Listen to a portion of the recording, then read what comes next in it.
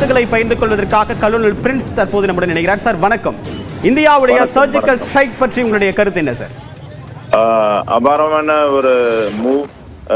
கரெக்டா 144 நம்ம டைம்ல அது ஆபரேஷன் நடத்தியிருக்கோம். ஆபரேஷன் சிந்தூர்ன்ற பேர் என்னன்னா, நம்ம நெத்தியில வைக்கிற பொட்டு, அதாவது ஒரு நம்ம 26 விதவைகள் ஆனவங்களுக்கு ஒரு பழி வாங்குதலாக இது பண்ணியிருக்கிறோம். இதோட எஃபெக்ட் வந்து போக போக காலையில வரும்போது தான் நம்மளுக்கு ஃபுல் எஃபெக்ட் இதோட தெரியும். 9 இடத்துல நம்ம ஸ்ட்ரைக் பண்ணியிருக்கிறோம். எவ்வளோ பேர் இதுல டெரரிஸ்ட் அடிச்சிருக்கிறோம். இதுல வந்து ஒரு கொலாட்ரல், அதாவது சிவிலியன் யாரும் அடிக்காம இருந்திருந்தா அது நல்லா இருந்திருக்கும்.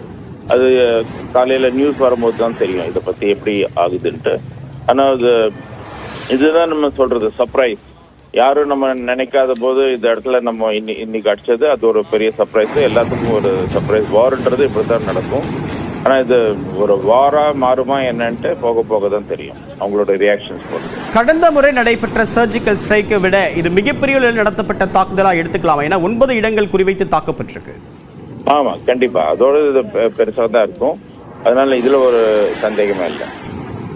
இப்ப இந்த ஆபரேஷன் எவ்வளவு சென்சிட்டிவா இருந்திருக்கும் சார்? எவ்வளவு கடினமான ஆபரேஷனா இருந்திருக்கும்?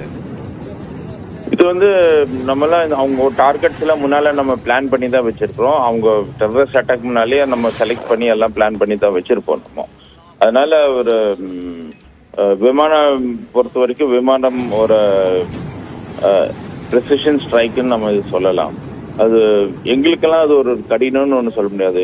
லைக் டெய்லி அஃபேர் மாதிரி நம்ம ப்ராக்டிஸ் பண்ணி வச்சது ஒரு ரிஹர்சல்லாம் பண்ணி வச்சது எல்லாம் நம்ம வார் கேம் பண்ணி வச்சதோட ஒரு எஃபெக்டா இருக்கலாம். இதோட ஆக்குரசி எல்லாம் நம்ம வந்து விடியும் போது ஓரளவுக்கு வெளியே வரும் அங்கிருந்து.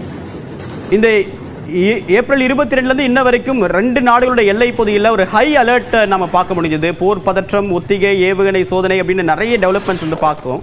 ஆனா இதையும் மீறி இந்தியா தன்னுடைய துல்லிய தாக்குதல் நடத்தியிருக்கு. ஸோ பாகிஸ்தானோட ஏர் டிஃபென்ஸ் எவ்வளவு வீக்கா இருக்கிறது நமக்கு உணர்த்து புரிஞ்சுக்கலாமா சார்?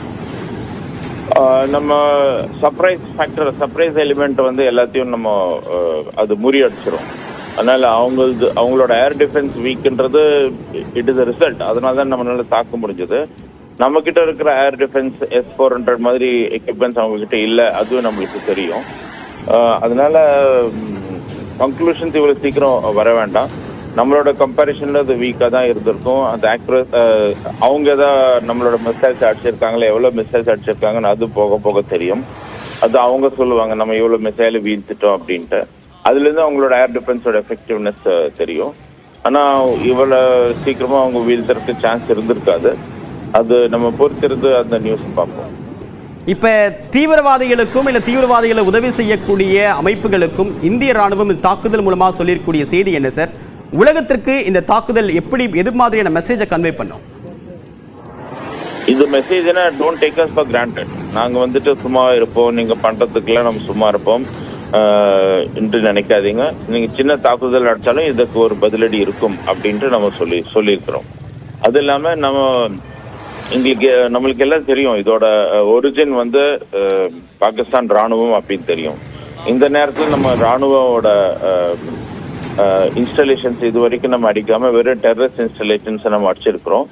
அது நம்ம சொல்றோம் டெரரிஸ்ட் இன்ஸ்டாலே அடிச்சிருக்கிறோம்ட்டு. அவங்க என்ன சொல்றாங்கன்ட்டு நம்ம பார்ப்போம். என்ன ஆயிருக்குன்ட்டு காலையில அவங்க எடுத்து அவங்க இது போடும் போதுதான் நம்மளுக்கு அது தெரியும். இது ஒரு ரொம்ப டேரிங்கான தைரியமான மூவ். இவ்வளவு சீக்கிரம் நம்மளும் எதிர்பார்க்கல. இது ஆயிருக்கு. அதான் சொல்றது, வார்ன்றது இந்த டாக்டிக்ஸ்ன்றது எப்போ அவங்க ரெடியா. ஆனா இதுக்காக இந்த டெரரிஸ்ட் கேம்ப்ல இருந்து நிறைய பேர் அவங்க காலி பண்ணிருக்கிறாங்க. கடந்த சில நாட்களாக இதை எக்ஸ்பெக்ட் பண்ணி அவங்க காலி பண்ணிருக்கிறாங்க. அதனால இப்போ நம்ம எவ்வளவு வேணுங்கிற கேஷுவலிட்டிஸ் இருக்கிற எக்ஸ்பெக்ட் பண்றதோட இன்னைக்கு இப்போ கம்மியா இருந்திருக்கும். ஐ திங்க் 12 பேர் இறந்திருக்காங்கன்னு நம்ம சொல்றோம்.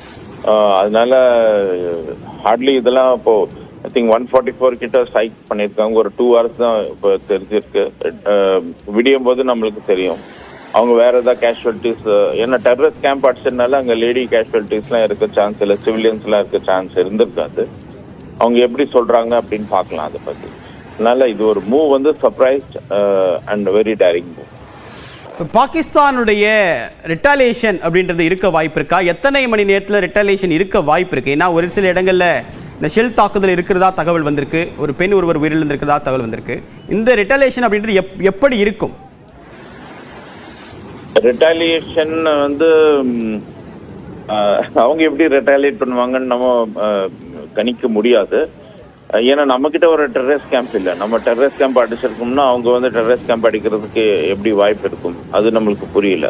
அதனால பார்டர்ல இருக்க மிலிட்ரி இன்ஸ்டாலேஷன்ஸ் அடிக்க சான்ஸ் இருக்கு. அவங்க ரீட்டாலியேட் பண்றாங்களா இல்ல அவங்க ரீட்டாலியேட் பண்ணலன்னா அவங்க டெரரிஸ்ட் கேம்பை தான் நம்ம அடிச்சிருக்கோம்னு அவங்க அக்செப்ட் பண்ணி உட்காந்துருப்பாங்களா?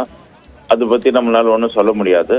நம்ம சிவில் டிஃபென்ஸோட ப்ராக்டிஸ் நம்ம இன்னைக்கு நான் சாயந்தரம் 4:30 மணிக்கு நம்ம பண்ணும்போது அவங்களும் இந்த நேரத்தில் எக்ஸ்பெக்ட் பண்ணியிருக்க மாட்டாங்க இந்த மாதிரி அவங்க அடிப்பாங்க அப்படின்ட்டு. ஆனால் நேற்று 2 தடவை NSAவும் பிரைம் மினிஸ்டர் மீட் பண்ணதா தகவல் இருக்கு. அதனால அது ஒரு இண்டிகேஷனாக கூட இருந்திருக்கலாம். அதை பற்றி அவங்க எப்படி ரெடியாக இருக்கிறாங்க, அப்புறம் ரியாக்ட் பண்ணுவாங்களா என்னன்ட்டு நம்ம பொறுத்திருந்து தான் பார்க்கணும். என்னை பொறுத்த வரைக்கும் இந்த டெரரிஸ்ட் கேம்ப் அடிச்சிருந்தாலும் அவங்க ரியாக்ட் பண்ணாம கொஞ்சம் ரெஸ்ட்ரெயின் இருக்கணும். அவங்க மிலிட்ரி இன்ஸ்டாலேஷன் அடிச்சிருந்தோம்னா அவங்க ரியாக்ட் பண்றதுக்கும், இல்ல பாப்புலேஷன் சென்டர்ஸ் அடிச்சிருந்தா, இல்ல அவங்களோட ரிஃபைனரி அந்த மாதிரி இடத்த அடிச்சிருந்தா அவங்க ரியாக்ட் பண்ண சான்சஸ் இருக்கு. இதுவும் நம்மளும் அவங்க ரிட்டாலியேட் பண்ணக்கூடாதுன்றது வெறும் ஒரு டெரரிஸ்ட் கேம்ப் தான் அடிச்சு காமிச்சிருக்கிறோம். அதனால ரிட்டாலியேஷனுக்கு சான்சஸ் கம்மின்ட்டு எனக்கு தோணுது. என்னோட அபிப்பிராயம். முக்கியமான ஒரு புள்ளியை தொட்டிருக்கீங்க. பொதுமக்களையும் ராணுவத்தையும் டிஸ்டர்ப் பண்ணல, தீவிரவாதிகளை தான் நாம் குறிவைத்து தாக்கியிருக்கோம்.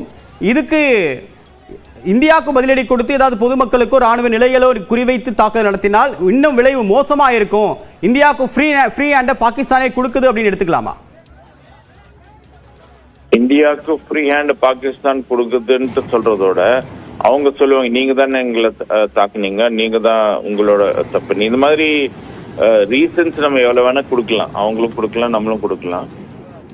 நம்மளும் சொல்லலாம் நீங்க வந்து இது பண்ணதுனால இதுல வந்து இது பண்றதுக்கு முன்னால நம்ம சில ஃபாரின் கண்ட்ரிஸோட டெலிஃபோன் கால் பண்ணி அவங்களுக்கு கொஞ்சம் இன்ஃபர்மேஷன் மாதிரி கொடுத்துருப்பாங்க. 1 or 2 இம்பார்ட்டன்ஸ் கண்ட்ரிஸ் கொடுத்துருக்கலாம், கொடுக்காம இருந்திருக்கலாம். ஏன்னா முன்னாலேயே கொஞ்சம் ஃப்ரீ ஹேண்டு கொடுத்த மாதிரி இருக்கு. அதனால நம்ம ஒரு லாஜிக்கா ஐநா சபையில இது ஒரு நம்ம லாஜிக்கா ப்ரூவ் பண்ணலாம் இதுக்கு. ஏன்னா நேற்று கூட இதை பத்தி ஐநா சபையில பேச்செல்லாம் ஆயிருந்திருக்கு.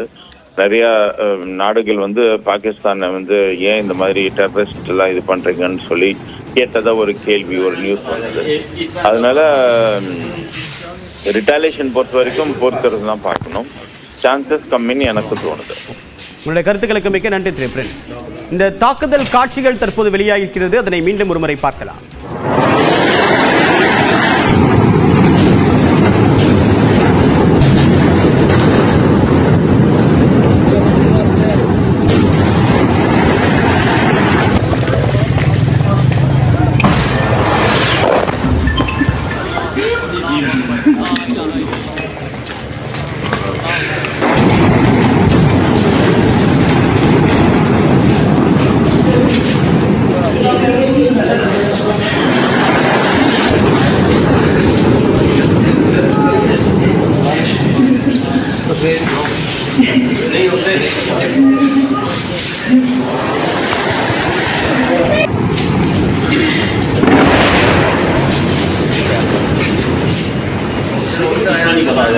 इस तरह बोला माफी